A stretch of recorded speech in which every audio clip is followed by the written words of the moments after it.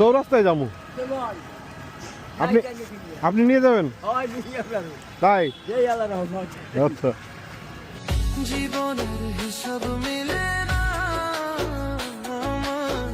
জীবনের হিসাব মিলে না। আসসালামু আলাইকুম। এই যে বৃদ্ধ রিক্সা চালককে দেখছেন, উনি হচ্ছে পায়ে প্যাডেল মারা রিক্সা চালাচ্ছেন।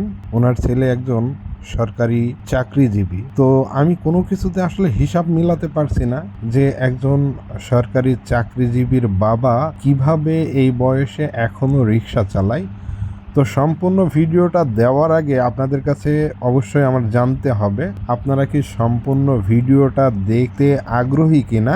যেহেতু এটা একটা গুরুত্বপূর্ণ ভিডিও, আপনাদের যদি হিউজ পরিমাণ কমেন্ট পড়ে যে দেখতে আগ্রহী, তাহলে আমি আপলোড করব, অন্যথায় এই ভিডিওটি আমি আর আপলোড করব না। ধন্যবাদ।